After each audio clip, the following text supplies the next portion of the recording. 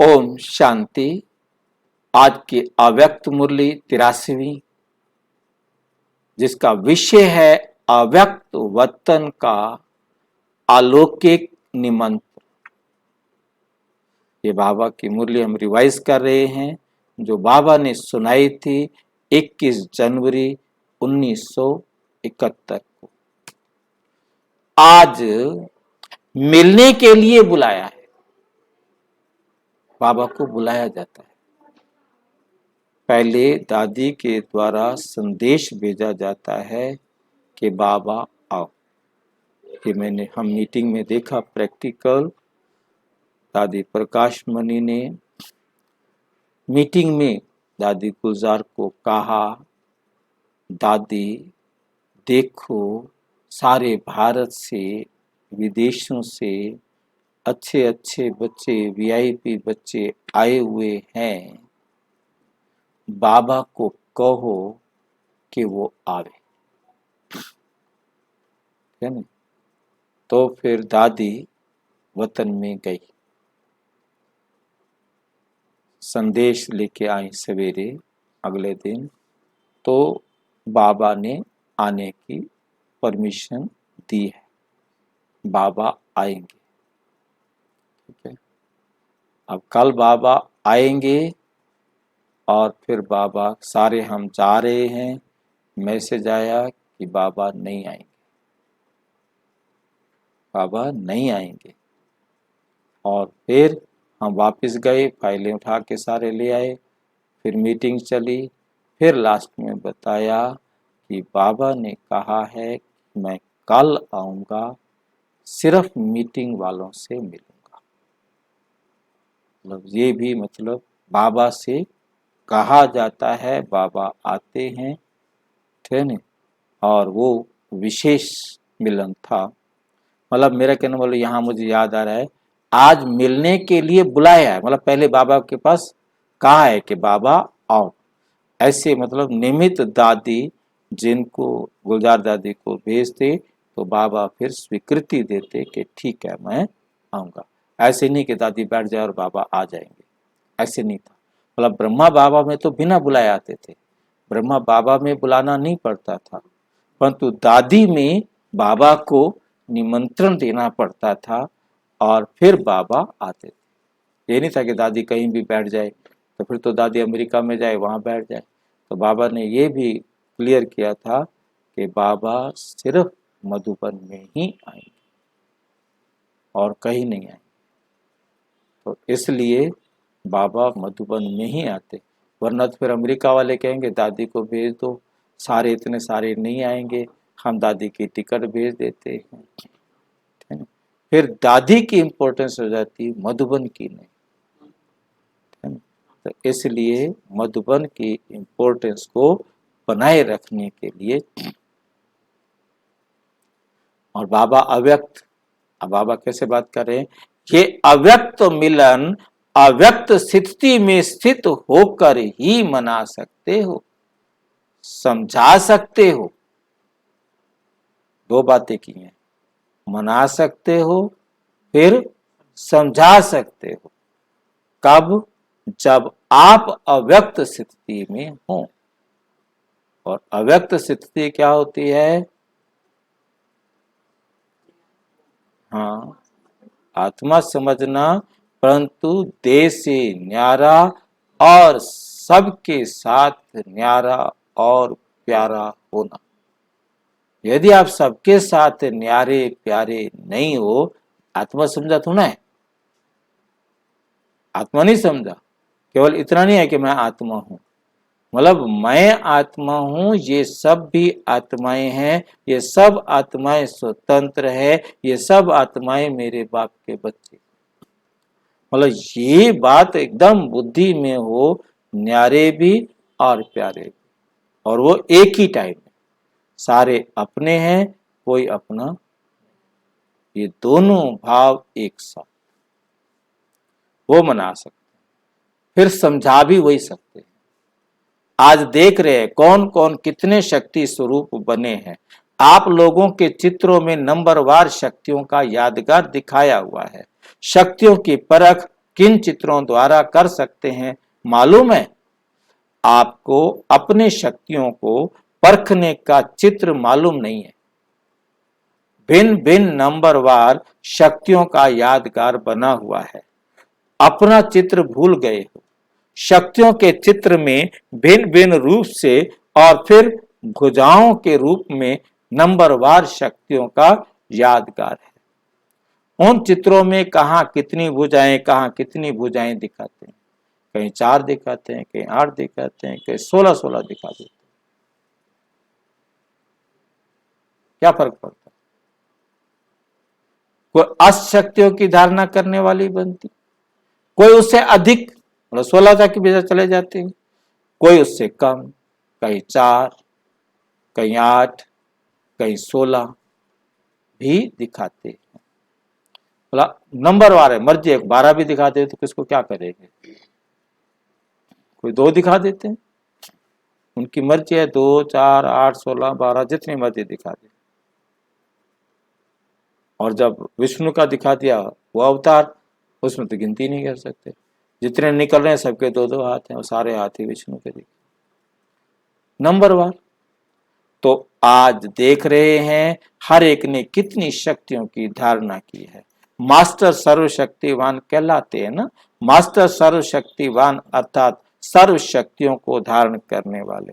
अपने शक्ति स्वरूप का साक्षात्कार होता है। अव्यक्त वतन में हर एक का शक्ति रूप देखते हैं तो क्या दिखाई देता होगा? क्या दिखाई देता होगा? वतन में भी बाप दादा की अलौकिक प्रदर्शनी है। वतन में कैसी प्रदर्शनी है? वो कैसी होगी भाई? हमें तो दिखाई नहीं है। वतन में बाप दादा की अलौकिक प्रदर्शनी है। उनके चित्र कितने होंगे?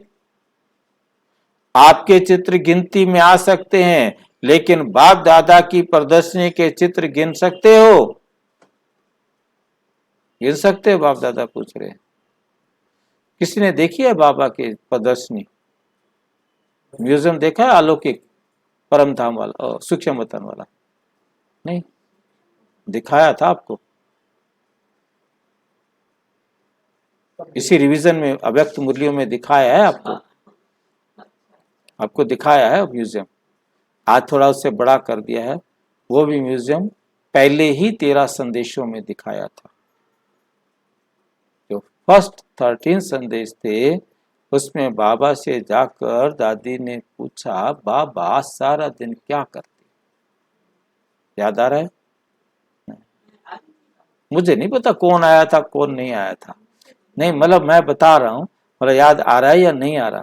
मतलब बाबा से दादी ने पूछा तो बाबा कहते मेरा भी यहाँ म्यूजियम है। बाबा आपका म्यूजियम दिखाओ, जाओ बच्चे बाबा दिखाने चित्र दिखाने। तो दादी कहती बाबा ये तो हम खड़े हैं। आया था ना, याद आ रहा है? ये तो हम खड़े हैं, नहीं? अच्छा बच्चे देख के आओ क्या फर्क है इनमें। सारे एक जैसे दिखाई दे रहे हैं, सारे बहुत सुंदर सुंदर हैं। मैं सारा दिन इनको सजाता रहता, देखो कितने ये श्रृंगारे हुए हैं। तब दादी देखती है, कहती है हाँ कुछ कम है कुछ ज्यादा है। और तब दादी को सारा फर्क ये है बाबा का। ठीक है, आज उसके लिए बाबा दे रहे हैं निमंत्रण। बाबा क्या दे रहे हैं? निमंत्रण। बाप दादा निमंत्रण देते हैं। निमंत्रण देने वाला तो निमंत्रण देता है, ठीक है, मर्जी आगे वाले की है। आने वाले का काम है पहुंचना, ठीक है। बाप दादा आप सभी से करोड़ गुणा ज्यादा खुशी से निमंत्रण देते हैं। हर एक को अनुभव हो सकता है। अव्यक्त स्थिति का अनुभव कुछ समय लगातार करो तो ऐसे अनुभव होंगे जैसे साइंस द्वारा दूर की चीज सामने दिखाई देती है। ऐसे ही अव्यक्त वतन की एक्टिविटी यहां स्पष्ट दिखाई देगी।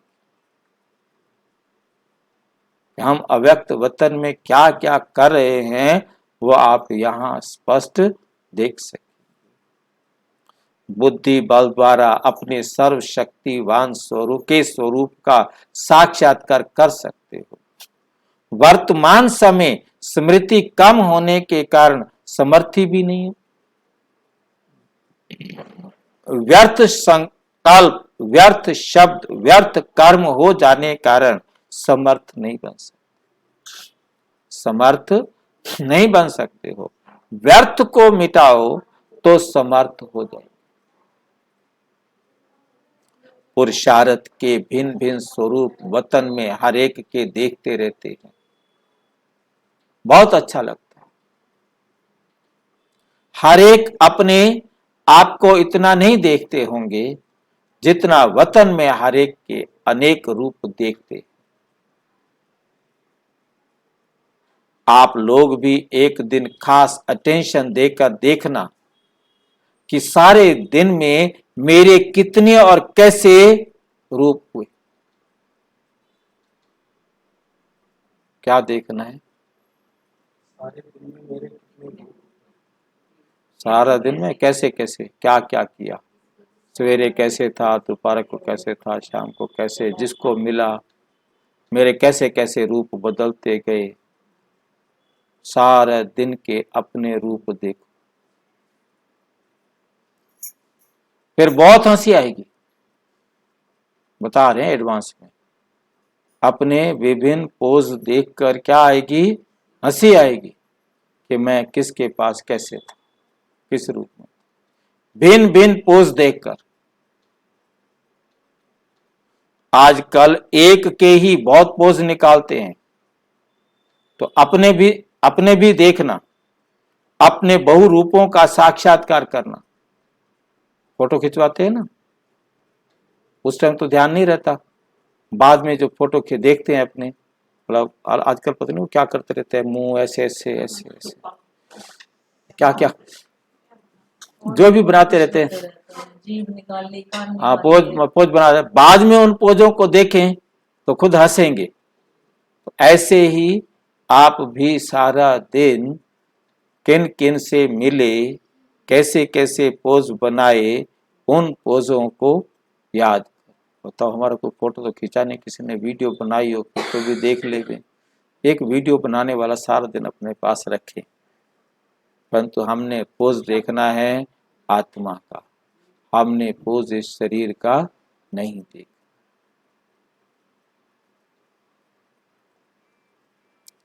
तो अपने भी देखना, अपने बहु रूपों का साक्षात्कार करना। वतन में आने की दिल तो सभी की होती है, लेकिन अपने आप से पूछो जो ब्राह्मणपन के कर्तव्य करने हैं वो सब किए? जो ब्राह्मणपन के कर्तव्य करने हैं वो सब किए। सर्व कर्तव्य संपन्न करने के बाद ही संपूर्ण बनेंगे। अब का समय ऐसा चल रहा है जो एक एक कदम अटेंशन रख कर चलने का है। अटेंशन ना होने के कारण पुरुषार्थ भी टेंशन में रहता है। पुरुषार्थ की भी क्या हो जाती है, बहुत सारे कहते हैं आई जी हम सतयुग में आ जाएंगे, इतना इतना करते हैं, इतना ये करती हूँ, ये करती हूँ, ये करते हैं, ये करते हैं, अब तो हम सतयुग में आ जाएंगे। कुछ और रह गया तो बता दो। नींद नहीं करती, उसके कारण मेरे काम खराब हो जाते, गुस्सा आ जाता है, आएगा ना, तो कैसे जाएंगे, क्या करें? इतना ज्यादा टेंशन ले लेते हैं ना। उन्होंने कहा है ऐसे, इस टाइम उठो, ऐसे करो, ऐसे करो, ऐसे करो, ऐसे करो, भारी हो गए ना। अब ड्यूटी भी करनी है, मतलब ऑर्डर तो ऊपर से आ जाते हैं, ऐसे करो, इतने बजे उठकर योग करो, तो आप आएंगे, इतने बजे उठकर योग करो, मामला गड़बड़ हो जाता है। अब उनको ड्यूटी जाना है, वो उतना उठेंगे, ड्यूटी जाएंगे, कहाँ काम होगा, झगड़ा होगा, परिवार में झगड़ा, सब जगह झगड़ा झगड़ा झगड़ा झगड़ा। मैंने कहा सोया कर, पूरा नींद किया कर। अब कहते ठीक है, अब बाबा को याद करना, जो भी है मतलब बाबा को याद करने के लिए टेंशन मत पालो। ऐसा मैं बता रहा हूँ ना भाई, बात यहाँ आती है ना, बेचारे सीधे साधे है ना, सीधी बात सुनते हैं ना, नहीं पार्ट है उनका ना। मतलब मेरे कहने का सिर्फ बताने वाला कि टेंशन ले लेते, इतनी टेंशन ले लेते हैं कि यदि मेरा कहीं कमी रह गई तो कमी ना रहे, जब मैंने तो टॉप में जाना है,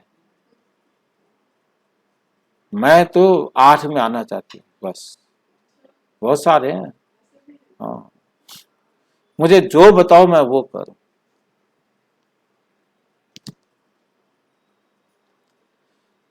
एक तरफ वातावरण का टेंशन रहता है, दूसरी तरफ पुरुषार्थ का भी टेंशन रहता है, इसलिए सिर्फ एक शब्द ऐड करो, अटेंशन।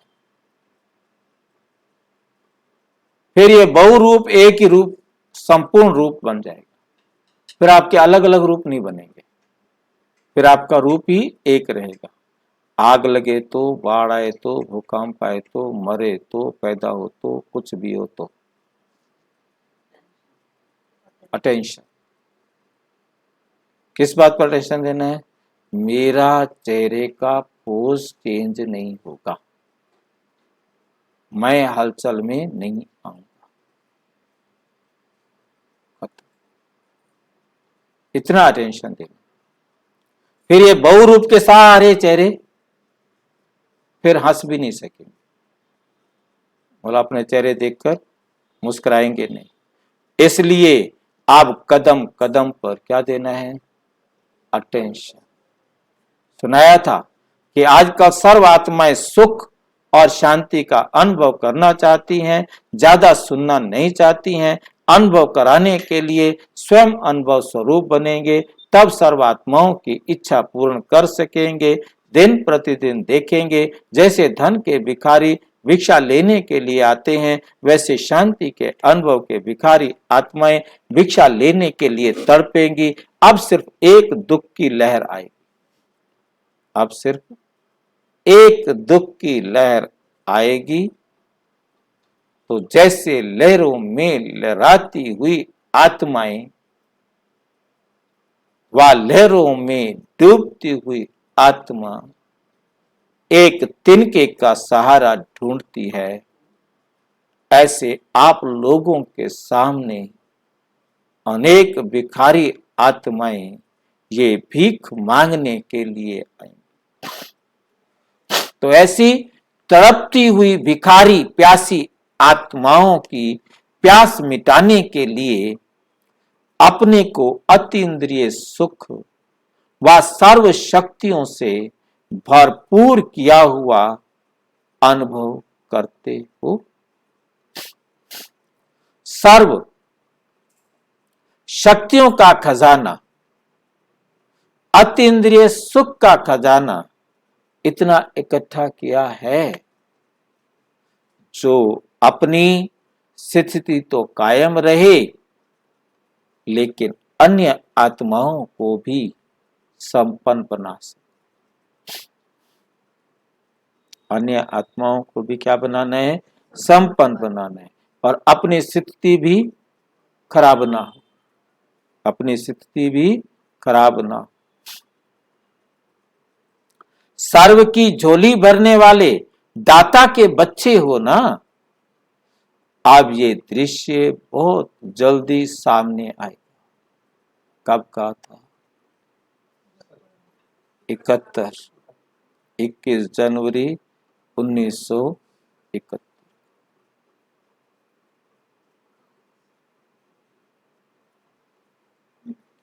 अब कितनी देर रह गई है?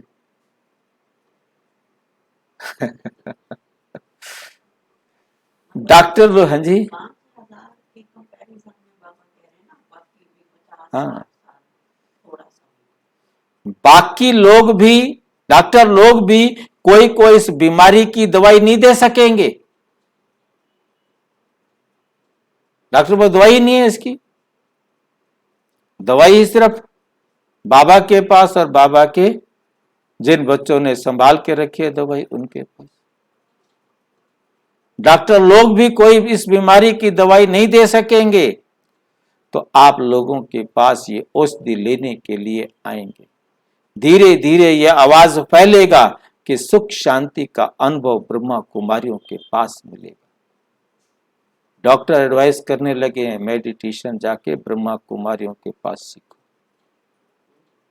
ये एडवाइस करने लगे हैं डॉक्टर।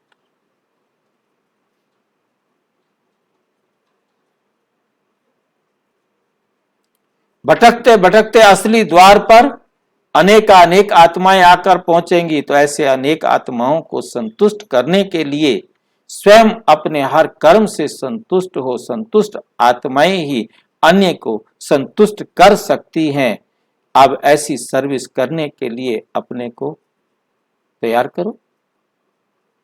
ऐसी तड़पती हुई आत्माएं 7 दिन के कोर्स के लिए भी ठहर नहीं सकेंगी।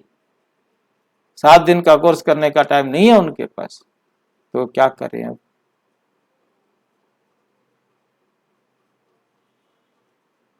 तो उस समय उन आत्माओं को कुछ न कुछ अनुभव की प्राप्ति करानी।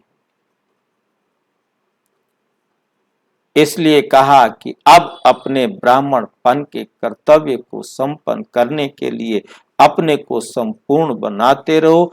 अब समझा कौन सी सर्विस करनी है। जब तक आप व्यक्त में बिजी हो, बाप दादा अव्यक्त में भी मददगार तो है ना।